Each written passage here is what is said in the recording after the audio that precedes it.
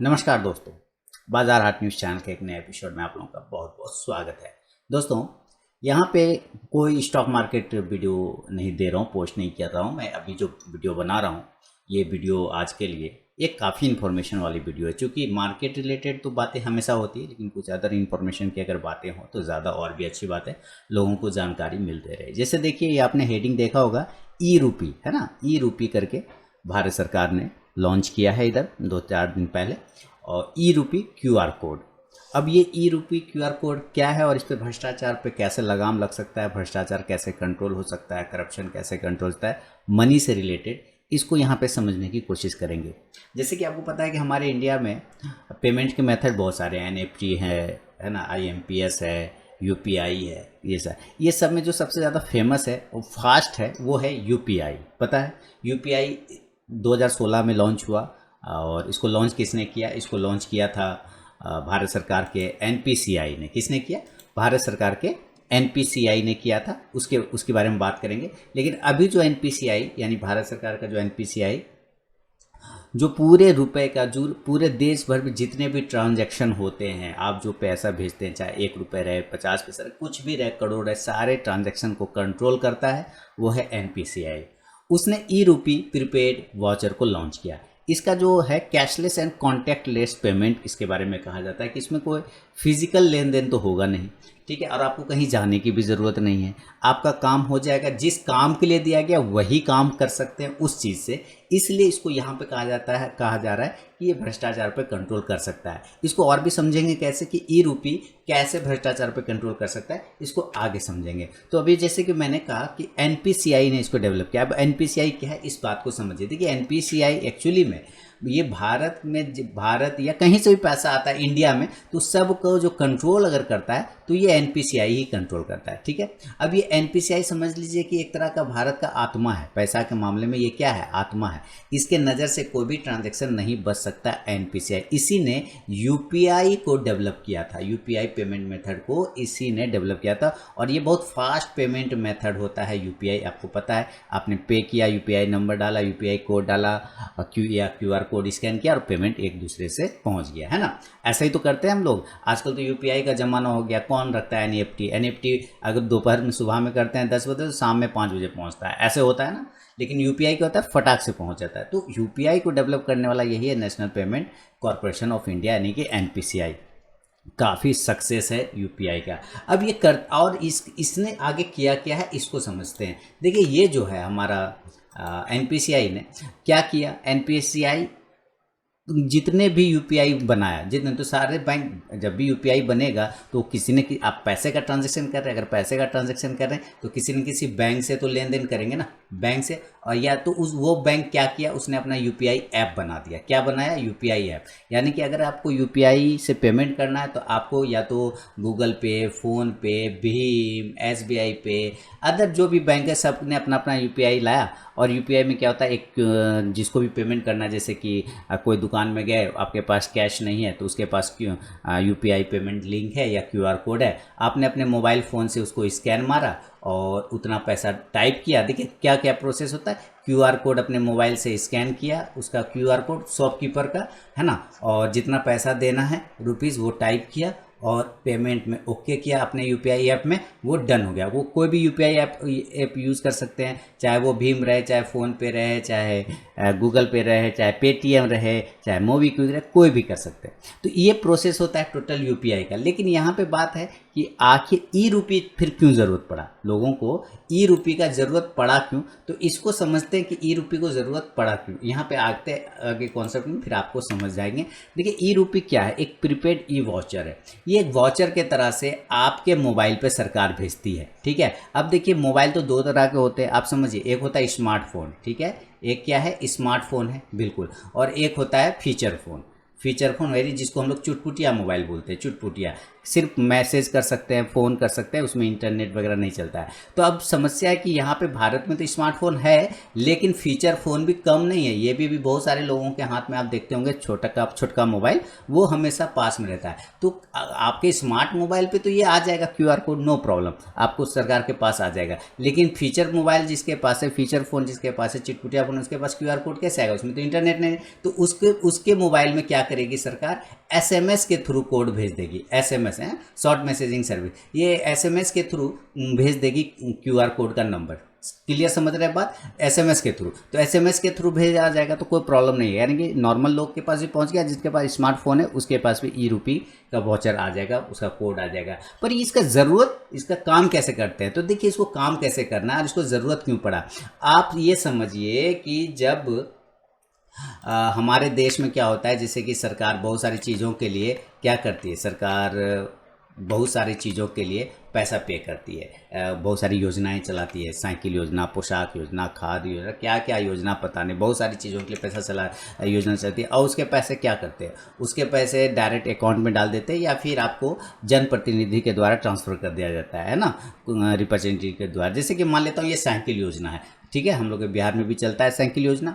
अब यहाँ पे साइकिल योजना के लिए मुख्यमंत्री साहब क्या करते हैं कि भाई सारे लड़कियों को क्या करते हैं, और ये कि भाई स्कूल जाने के लिए आपको साइकिल दिया जाएगा, टेंशन नहीं लीजिए, अब साइकिल के लिए इतना पैसा बैंक अकाउंट में आपको डाल दिया जाता है। अब मान लेते हैं कि ये लड़की लोगों का बैंक अकाउंट में पैसा डाल दिया, सरकार ने क्या किया, पैसा डाल दिया साइकिल का, मान लेते हैं 3,000 रुपया साइकिल के लिए डाल दिया। सपोज एक एग्जांपल क्या करते हैं, 3,000 सरकार ने डाल, जाओ साइकिल खरीद लो बाबू, हाँ तब ना स्कूल आना है। लेकिन ये क्या किया, साइकिल खरीदने की जगह, दो पापा साइकिल तो है ही है ना, चलिए कपड़ा खरीद लेते हैं, है ना, 1500 वाला साइकिल खरीद लेंगे, अब बाकी 1500 का कोई ड्रेस खरीद लेते हैं, स्मार्ट लगेंगे देख के पहन के, है ना। तो ये क्या करेगा, ये ड्रेस खरीदने चली जाएगी। तो वहाँ पे क्या हुआ, भ्रष्टाचार हो गया। कैसे भ्रष्टाचार हो गया? आपको सरकार ने 3,000 दिया, क्या, किस काम के लिए? साइकिल खरीदने के लिए। तो भैया साइकिल खरीदो ना, कपड़ा खरीदने क्यों चले गए? बस भ्रष्टाचार यहीं से स्टार्ट हो गया।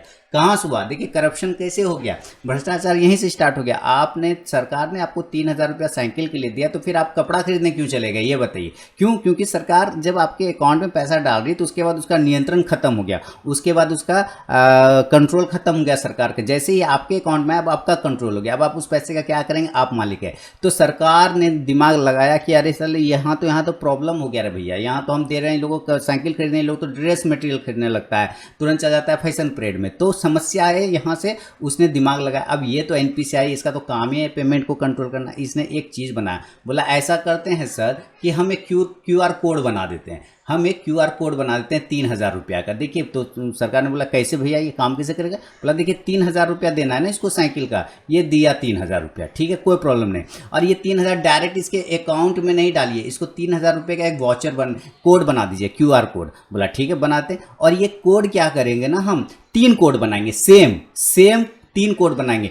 एक कोड तो इसको भेज देंगे इसके मोबाइल पर 3,000 रुपये का। बोला हाँ ठीक। एक कोड भेज देंगे हम ये साइकिल दुकान वाला को, जितना रजिस्टर्ड साइकिल दुकान वाला है ना उसके एरिया में, या भारत के किसी भी कोने में साइकिल दुकान वाला है, वहाँ भेज देंगे। बोला ठीक है बहुत बढ़िया भाई, तो भेज देंगे तो ठीक है। और एक कोड हम अपने पास रख लेंगे। बोला अच्छा ये एक कोड का क्या करोगे? तो बोला देखिए अगर कभी मान लीजिए विवाद हो जाए कि मैच उच नहीं कर रहा है, QR कोड गलत है ऐसा बोलेगा, तो हम यहाँ मैच करा सकते हैं। तो बोला ये 3 को करने का तरीका, तो बोला देखिए सिंपल है, ये इसको QR कोड भेज दिए 3,000 रुपये का। बोला हाँ ठीक है भेज दो, कोई दिक्कत नहीं है।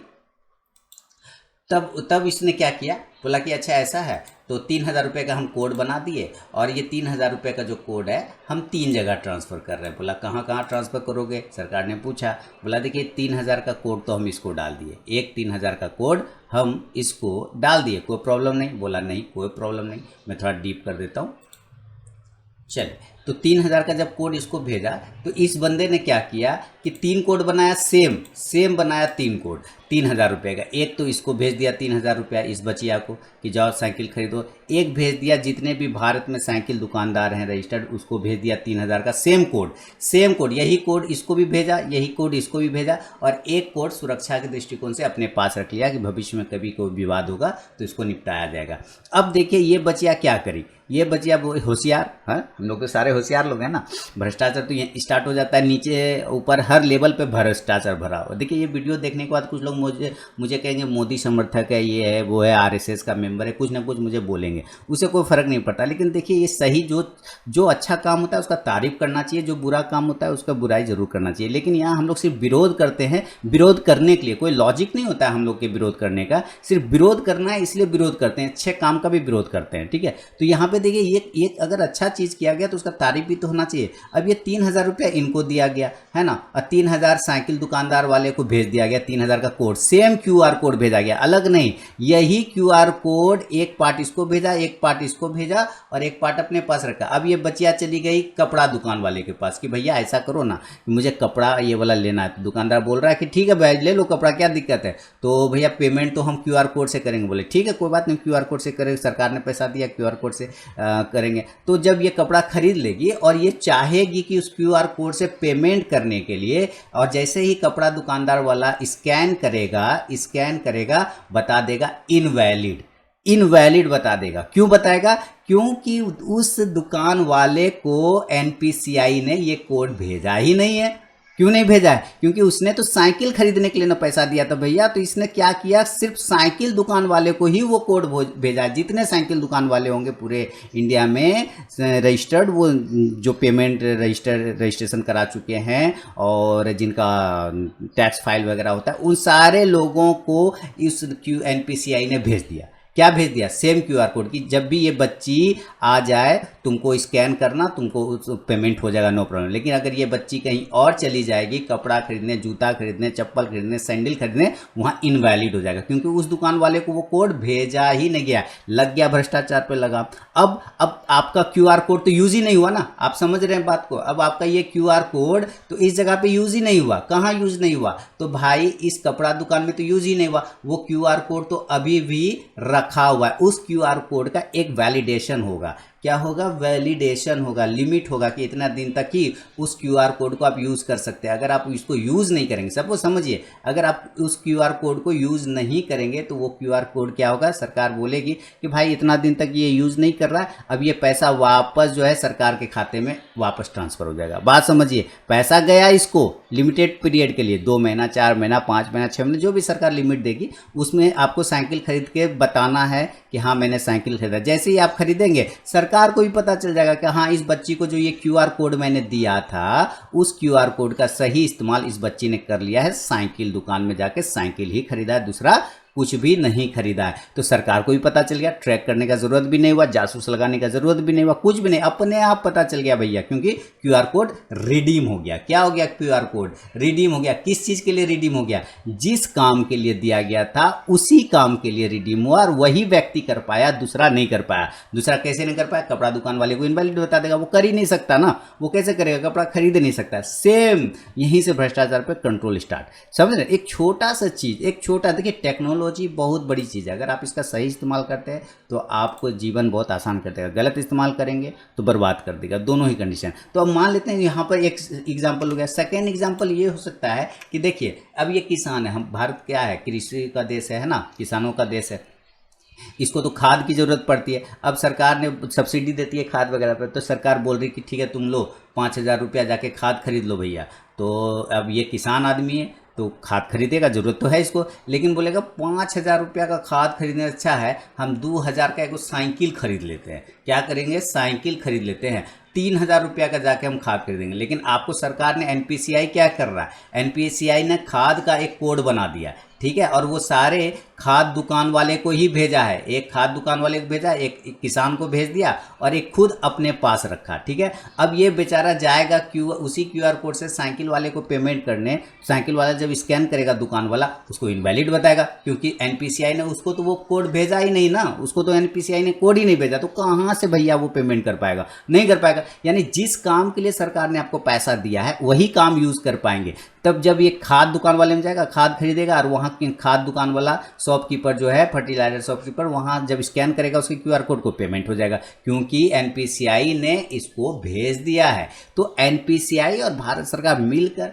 ये तो एनपीसीआई भारत सरकार का ही, दोनों ने मिलकर ये एक बहुत ही बढ़िया काम किया, बहुत ही अच्छा पहल किया है कि किस तरह से भ्रष्टाचार पर लगाम लगाना है छोटे, क्योंकि जैसे ही पैसा आता है अकाउंट में ना, लोगों का दिमाग खुल जाता है, करने का कुछ होता है, करने लग जाता है, कुछ नहीं होता है कि खरीदना ये था खरीद लिया वो। जैसे कि हमारे यहाँ ही साइकिल योजना तो चलता ही है, और वो पोशाक राशि भी चलता है, कपड़ा, स्कूल ड्रेस। तो स्कूल ड्रेस जब खरीदने जाता है ना, स्कूल ड्रेस जब खरीदने जाता है, स्कूल ड्रेस का जब पैसा आता है बैंक अकाउंट में लड़का वालों का, तो जाकर खरीद लेता है स्पोर्ट्स शूज। जरा समझिए, भेजा सरकार ने किस चीज़ के लिए? स्पोर्ट्स स्कूल ड्रेस के लिए, ठीक है, स्कूल ड्रेस के लिए। अब खरीद लेगा फैशन वाला जाके जूता, हैं, चप्पल, सैंडल खरीद लेगा, तो वो तो पैसा अकाउंट में आ गया, कैश आ गया, लिक्विड आ गया। लिक्विड आने के बाद वो लिक्विड को कैसे भी बहा देगा, कोई दिक्कत नहीं। लेकिन अगर आपको उसी पैसे का क्यूआर कोड सेम काम के लिए भेज देगा, तो आप जाओ ना, कपड़ा वाला है, कपड़ा वाला ही स्कैन करेगा तो वैलिड होगा, जूता वाला स्कैन करेगा दुकान वाला तो वो वैलिड ही नहीं होगा। क्यों? क्योंकि एनपीसीआई ने उसको भेजा ही नहीं है।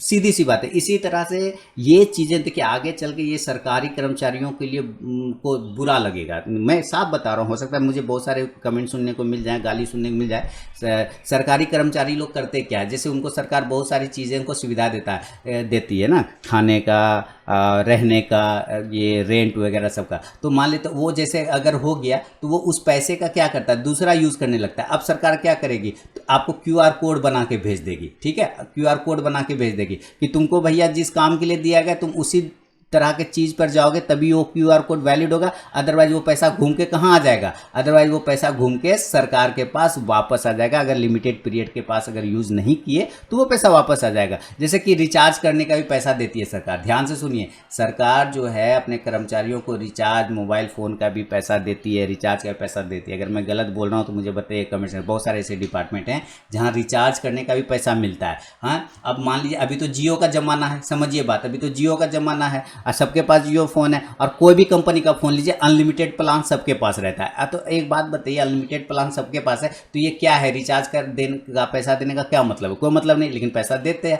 जब वो पैसा देता है तो उस पैसे का वो दूसरा यूज़ करता है। अब वो कर ही नहीं सकेगा, उसको रिचार्ज का क्यूआर कोड बना के दे देगा कि तुम रिचार्ज करोगे तभी वैलिड होगा, नहीं करोगे तो वो पैसा घूम के वापस आ जाएगा। तो ये सरकारी कर्मचारियों के लिए थोड़ा सा मुश्किल हो सकता है। वो कहेगा कि अरे बेकार है, मोदी सरकार हरामी है, ये है वो है, बोलेगा, डजेंट मैटर, उसमें बोलेगा, कोई प्रॉब्लम नहीं। लेकिन जो चीज़ अच्छा है वो अच्छा बोलना चाहिए, जो चीज़ खराब है उसको खराब बोलना चाहिए। तो ये कहीं ना कहीं चुभेगा कुछ लोगों को, ये पक्का है, ये मैं साफ बोल रहा हूँ, वो चुभेगा। और चुभने से तो होता क्या है, थोड़ा दिन ऐसे फिर होगा चिल्लम फिर अपना शांत हो जाना। तो ये सारी चीज़ें ना एक बेहतरीन काम है। अब ये बात है कि क्यूआर कोड बनाएगा कौन, तो भाई क्यूआर अब सरकार बैठ के छापेगी नहीं ना क्यूआर कोड, वो अपना वो बैंक को दे देगी। तो बहुत सारे बैंक है, प्राइवेट सेक्टर के बैंक भी है, गवर्नमेंट सेक्टर के बैंक है, और ज़्यादा से ज़्यादा 2-3 सेकंड का टाइम लगता है। अब जैसे मान लीजिए एक एग्जाम्पल लीजिए, प्राइवेट सेक्टर वाला भी इसको कैसे यूज़ कर सकता है, समझिए, प्राइवेट सेक्टर वाला इसको कैसे यूज़ कर सकता है। प्राइवेट सेक्टर का कोई कर्मचारी है, मीटिंग के लिए दिल्ली, कलकत्ता, बम्बई, पटना कहीं जाना है, तो उसको क्या कहता है, ट्रेवल देता है ना भाई, पैसा भाड़ा देता है ना कि जाओ ट्रैवल कर लो और होटल में रुक जाना, बढ़िया होटल में। तो बोलेगा ठीक है, तो वहाँ जाना, जैसे तुम दिल्ली जाओगे या मुंबई जाओगे तो वहाँ आईटीसी होटल है, ठीक है, आईटीसी होटल है, ये लो तुम 5,000 रुपया, ठीक है। तो 5,000 रुपया क्या करेगा, कैश नहीं देगा, 5,000 रुपया का क्यूआर कोड बनवा के किसी बैंक से दे देगा। ध्यान से समझिए, क्यूआर कोड 5,000 रुपया का बनवा के दे देगा, क्यूआर कोड, समझ रहे हैं। अब क्यूआर कोड बनवा के दे देगा जब, तो होगा क्या,